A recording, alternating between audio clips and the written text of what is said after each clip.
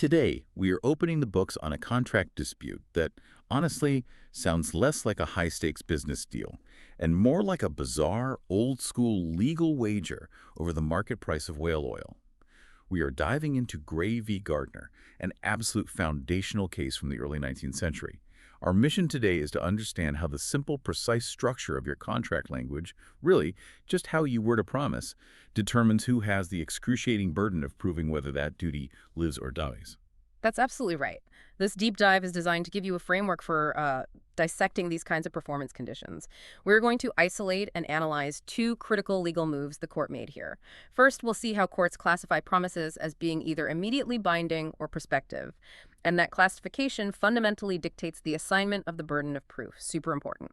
Second, we will look at the demanding technical standard courts apply when construing extremely precise terms, like determining the exact moment a ship has arrived. Okay, let's start with that crucial classification then. We constantly talk about conditions that start an obligation, a condition precedent. You only have to pay if the event happens. But what if the situation is reversed? What kind of promise allows a subsequent event to completely wipe out an obligation that has, already been created? That structure defines the condition subsequent. The general rule here is pretty precise. It is an event that, if it occurs, extinguishes a duty to perform that has already arisen. See, the duty already exists, it's just subject to being defeated later. And what's fascinating here is the resultant legal implication. The party relying on that condition, so the party who wants to void or defeat the existing obligation, they must bear the entire burden of proof. Wait, before we get to the case, let's make that structure crystal clear. It sounds incredibly counterintuitive, doesn't it? Why should the person trying to escape the duty be the one responsible for proving the escape route was used? Why not just make the plaintiff prove the promise is still valid? Seems simpler. Yeah, it seems that way, but it comes down to certainty and the structure of the language itself. If you write a contract that says, I promise to pay you $5,000, that creates an immediate enforceable duty right now. If you then add, however, this promise is void if X happens, the law treats the initial duty as alive and enforceable, that added clause. It's basically a defensive shield. Since the person relying on the shield, usually the defendant, is the only one trying to change the status quo to kill the existing promise, they have to prove their defense. It's partly judicial economy, and it also honors that initial explicit promise. That distinction, enforceable now versus enforceable later, that really is key. Yeah. Okay, let's analyze Gray v. Gardner to see how this played out over, a few thousand gallons of oil. First, what are the legally dispositive facts? What was the central business setup and the specific contractual clause at the heart of this dispute? All right, the facts. The central setup involved the plaintiff, Gray, selling whale oil to the defendants, the Gardners. Gardner executed a written, immediate promise to pay Gray the remainder of the oil price, about $5,198.87. However, this payment promise was subject to this really bizarre, almost speculative clause. The obligation would be void if a greater quantity of sperm oil arrived at Nantucket and New Bedford in whaling vessels between April 1st and October 1st, 1819, than had arrived during that same period the previous year, 1818. So it really was a bet. A flat-out wager on the 1819 whale oil market versus the 1818 market. Yeah. And what was the core legal issue regarding the burden of proof? Who had to prove what about the amount of oil? Exactly. The core legal issue was, did the plaintiff, Gray, have the burden of proving that the defeating event, the arrival of too much oil, did not happen? Or did the defendants, Gardner, have the burden of proving that it did happen? What rule of law did Chief Justice Parker apply to settle this? Please state the full black-letter rule and break it down into its testable elements for us. Okay. The rule applied by the court is this. When a contract contains an initial, clear promise to pay, which is explicitly structured to be defeated by the happening of an event, the contract functions like a bond with a condition subsequent. Therefore, the party attempting to avoid the promise must demonstrate the performance of that condition. That's the key takeaway. Now, this rule breaks down into three implied elements for the court's analysis.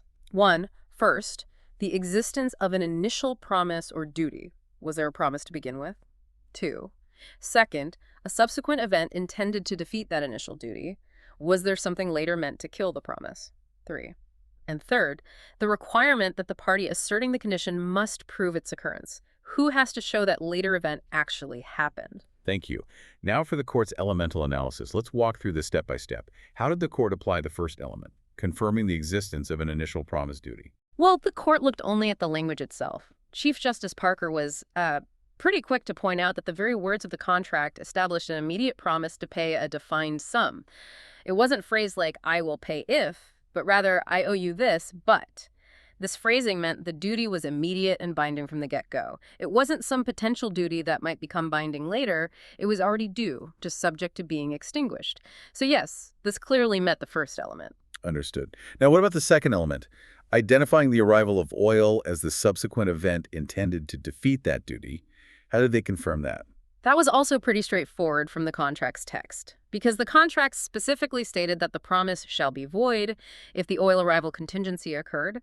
The court found the oil arrival was unambiguously a subsequent contingent event designed to negate the existing duty. Again, it didn't prevent the duty from forming in the first place. It was structured to kill it after it had already formed, so element 2 was met. And after analyzing the elements, what was the court's final conclusion regarding the burden of proof? Who had to prove the oil situation? The conclusion was definitive. The burden rested entirely on the defendants, Gardner. The promise to pay was held to be good unless they, the defendants, could actually prove that the defeating event, the necessary larger quantity of oil, had in fact arrived within that specific deadline. They had the burden, full stop. So the defendant had to prove too much oil arrived. But wow, even carrying that massive burden, they still had to prove this one specific vessel, the Lady Adams, had arrived just before the deadline. This brings us to the second major problem. Defining a single word, arrival. What was the specific contested fact regarding the Lady Adams? Right. The evidence was contradictory. You see this a lot in old maritime cases. The key factual question was whether the vessel had merely gotten within the space, which might be called Nantucket Road, sort of in the general area, or if something far more physically concrete was required for it to count as arrived before midnight on October 1st. And what was the core legal issue concerning the definition of arrival? What exactly did the court need to decide about that word? The issue was, to constitute a legally binding arrival within the meaning of this specific commercial contract, was it necessary for the vessel carrying the oil to have actually come to anchor or been properly moored before the stipulated deadline? Or was simply entering the visible area, the roads, sufficient? What rule of contractual construction did the court apply here? This sounds like it could get tricky. Please break down the rule and its testable elements. Chief Justice Parker applied a rule of strict construction. The rule essentially states that when parties enter into a contract based on a nice point or a precise timing risk, what the court itself called a kind of wager, they must be held strictly to the literal meaning of their agreed-upon terms. No wiggle room. Furthermore, the definition of a common commercial term like arrival should follow established interpretations, specifically those used in related fields like contracts of marine insurance. The court's analysis under this rule established 3 key requirements or elements for arrival. 1. First, strict interpretation is required where the risk is based on precise timing and facts, like in a wager. 2. Second, arrival necessitates the physical completion of the journey to its intended destination, not just getting close. 3. And third, completion requires the vessel to drop anchor or be moored, physically secured. Okay, now for the elemental analysis on construction. Let's walk through this. How did the court apply the first element? Why was strict interpretation required here? What was the reasoning? The court was very explicit about this. Because the parties voluntarily put themselves upon a nice point, a technical condition they themselves chose, the court stated there was no equity to interfere. Basically, this means the court won't step in to save a party who almost met the condition or only met it halfway. Since they created a technical bet, they get judged by technical rules. No fairness arguments allowed, essentially. Understood. Strict rules for a strict bet. Yep. Now let's jump to the third element. Completion requires the vessel to drop anchor or be moored. How did the court use policy and analogies, especially to insurance contracts, to define this? Yeah, this is critical. The court reasoned that until the vessel actually drops anchor, she is still, in a sense, coming. A vessel merely in sight or floating in the roads is still subject to the perils of the sea. She might sink, catch fire, be blown out to sea again. The risk isn't over. So by analogy to marine insurance law, which defines precisely when the insurer's risk ends, usually upon safe mooring, the court concluded that the risk inherent in the contract condition, the oil itself arriving safely and being secured, is only truly satisfied when the vessel is physically secured at the destination. Until that anchor drops, the condition just isn't met. And after analyzing all the elements of the construction rule, what was the court's final conclusion on the definition of arrival in this specific contract? The conclusion was unambiguous. To have arrived. The vessel must have come to anchor or been moored within the designated space before the deadline, which was midnight following October 1st. The evidence showing the Lady Adams merely entered the roads, just floating in the general vicinity, was deemed legally insufficient. Since the defendants, Gardner, had the burden of proof and failed to meet the strict definition of arrival, they lost. The promise to pay remained intact. Wow. That really shows the brutal finality of strict construction, especially in contracts that feel like a wager. Let's make this visceral. If the court is willing to disregard equity, ignore the almost there, and focus only on the precise wording, what does that strictness look like today? Give us a modern scenario, maybe in construction, where the stakes are massive, to really drive this home. Okay, let's make it memorable. Imagine you're a major supplier. You have a contract, maybe for a huge infrastructure project, and your multi-million-dollar bonus payment is tied to this exact condition. The shipment of critical steel girders arriving and being offloaded onto the construction site by 5:00 p.m. sharp on Friday. Now, the ship carrying the girders docks perfectly at 4:59 p.m. 1 minute to spare. The steel is right there, tied securely to the ship's deck. But disaster. The main crane operator got stuck in a freak traffic jam. He pulls up at 5:01 p.m. Oh, no. Yeah. The first girder physically hits the ground, offloaded at 5:02 p.m. They were just 2 minutes late. The ship was there, docked, tied up. The steel was physically present at the destination right on time. Seems incredibly unfair. It feels unfair, but under the Gray v. Gardner principle of strict construction, irrelevant. If the contract explicitly required the cargo to be offloaded and only arrival at the dock occurred by the deadline, the condition is not met. Period. No matter how close you came, no matter the reason for the delay, no matter how much it feels like you should get the bonus, you are held strictly to the technical definition of the term you agreed upon. The bonus is lost. Ouch. Okay, let's synthesize this for someone facing a contract performance problem. We've covered classifying the condition to figure out the burden of proof, and we've covered the necessity of strictly interpreting the condition's terms themselves. So what's the actionable step-by-step diagnostic checklist for someone trying to analyze a potential performance failure based on a condition? All right, let's put it together.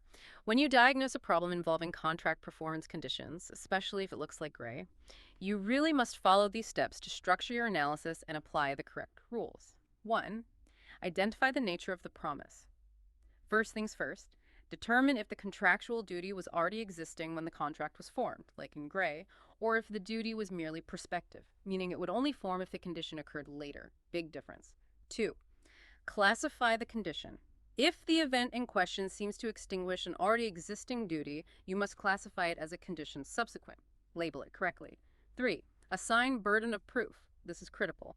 Remember, the party asserting the condition has occurred, that's usually a party trying to avoid performing or paying, must carry the full burden of proving that the condition actually happened. And 4, scrutinize ambiguous terms.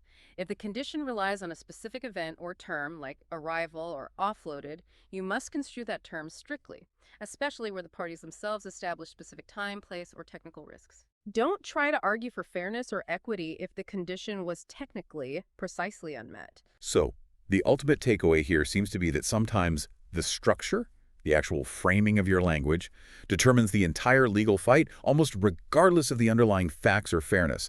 It's that crucial difference between structuring your deal as, if X happens, I will pay, condition precedent, burden on the promisee, Right.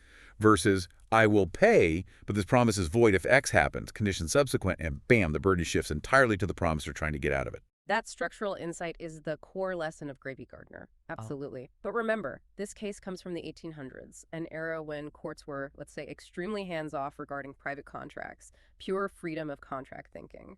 So this raises a final provocative question for you, the listener, to explore.